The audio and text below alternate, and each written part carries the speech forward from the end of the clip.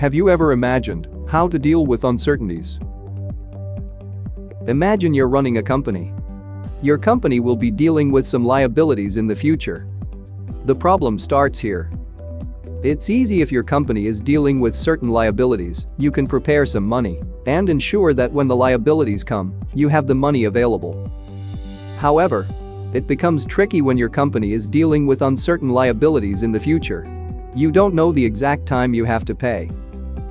If the time has come and you still don't have the money to pay, then it will be a massive problem. Aren't you curious about how an insurance company runs their business and survives, even when they constantly encounter uncertainties? So, when dealing with this kind of liabilities, your company needs some reserve so that you can pay for your liabilities anytime you need them. And here comes the second problem. How can you calculate the amount of reserve needed? Should you put all of your revenue into reserve or just reserve half of it? The standard method to calculate reserve, especially an insurance company, is by using GPV, gross premium valuation. GPV is the difference between present value of benefit plus expenses and premium plus interest earning. Other than that, when calculating the present value, you should use an assumption called best estimate assumptions. Is the job done? Not yet. Are you sure that your reserve can really overcome your future liabilities? How can you know that your GPV, with your best estimate assumptions, can really overcome your future liabilities? And that's where your savior come into the scene. PAD, or provision for adverse deviation, can make you certain with some confidence level, for example, 75%, that your reserve will be sufficient to pay for your future liabilities. PAD, also known as risk margin, is a margin that we add or subtract from our best estimate assumptions that we use to calculate present value in GPV formula. Generally, we can divide purposes of a PAD in two parts. First, it is for market value accounting. We can be sure that in a 75% confidence interval, our reserves can pay out future liabilities. Second, for consistency and solvency, the fact that we have reserves and can pay for future liabilities with some percent confidence interval makes our company more solvent. There are two properties of PAD. First, more uncertainty on the current estimate and its trend means higher risk margin. Second, low frequency and high severity means higher risk margin. Since PAD is crucial in many ways as stated before, now, let's talk about the methodologies used for PAD around the globe. We will see how PAD is calculated in reference to FOA, SOA, and lastly, PAI. According to FOA, risk margin can be calculated with many other methods besides PAD. But our focus is only on PAD for now. PAD is commonly encountered in traditional actuarial approach and is still being used in China.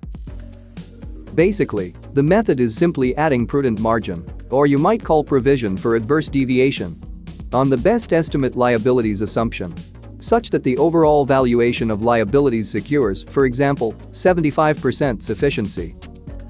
The trick is to add PAD individually to each assumption, like mortality rate, morbidity rate, expenses, and lapse, which is the case found in China under its new risk-based capital method introduced in 2016. In deriving PADs that are to be added to each assumption, some scenarios will be generated by an internal model until the targeted confidence level is achieved. These PADs will then be tested again to assure they are appropriate based on the nature of portfolios. We will see several methods of deriving PADs for claim liability and premium liability. In deriving PADs for claim liability, we have methods such as: first, the MAC method. This method measures the mean square error, MSE, of the overall claim reserve.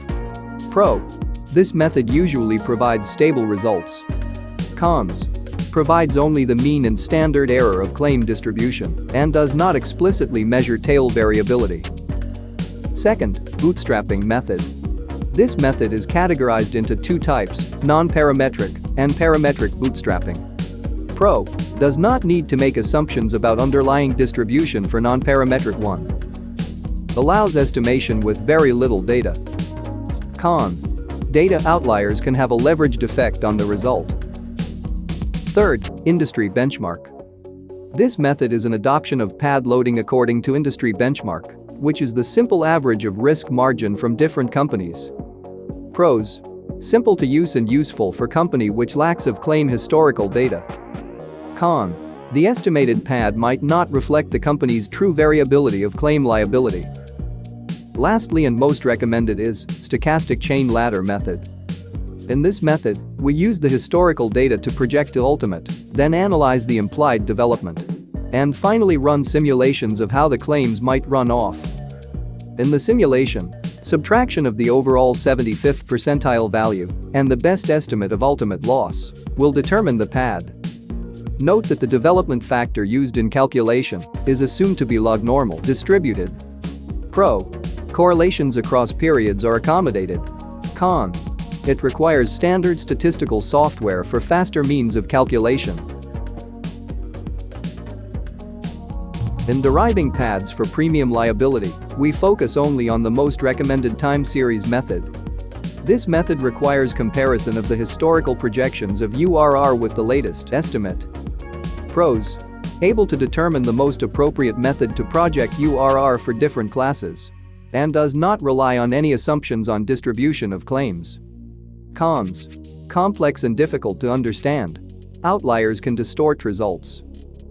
This is the illustration of the distribution of standard error.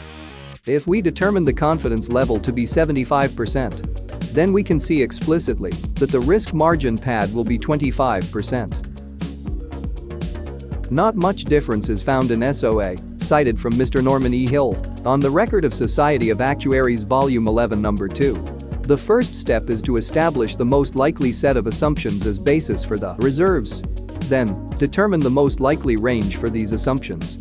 For example, a range such that the actuary is 75% or more certain that actual future emerging experience will fall within that range. It is not necessary to be 95 or 99%, which means not having to be absolutely certain, but quite certain is okay. An illustration. For example, if the actuary is 75% certain that interest rates will not vary from his base more than 2% and 10% is most likely, this would mean a range of 8 to 12%.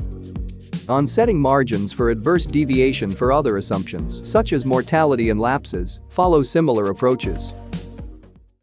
Lastly, we will see how PAD is utilized in Indonesia. Indeed, if we just refer to the regulations, there are no standards in using what method of deriving PAD. However, we can see that PAD is mentioned in PAI and OJK as follows. From the standard operation procedure of calculating reserve based on gross premium valuation published by PAI, risk margin for adverse deviation is defined as the margin added or subtracted from the best estimate assumption in order to increase the premium reserve and extend the confidence level into the required level of premium reserve sufficiency. Based on SAO JK 27 and 2017 about the procedure to determine technical reserve for insurance company, establishing technical reserve must consider the cash flow that might happen in future by summation of best estimate and margin for adverse deviation with confidence level of minimal 75% in company level. Notice that we've mentioned that we use a confidence level for at least 75%. But why is that? Note that setting the percentile to 50% means there would be no PAD added at all. That's because technically, a 50th percentile is approximately equal to best estimate liabilities. Of course, the company needs more room for error, and standard deviation needs to be included in the calculation. That's why the 75th percentile was chosen as an appropriate level of confidence for the company to be able to meet its liabilities over a full runoff after an adverse event. In other words, the companies could reserve the right amount of money to evade potential losses, even though the actual outcome does not occur as expected, without being too excessive. The PAD was given by the difference between the 75th percentile of the underlying probability distribution and the best estimate liabilities, subject to a minimum of half a standard deviation to allow for strongly skewed distributions. Now, for example, let's say the company uses a lapse assumption of 6%. The actual assumption that is being used is 7.5% because 25% pad is added to the initial assumption.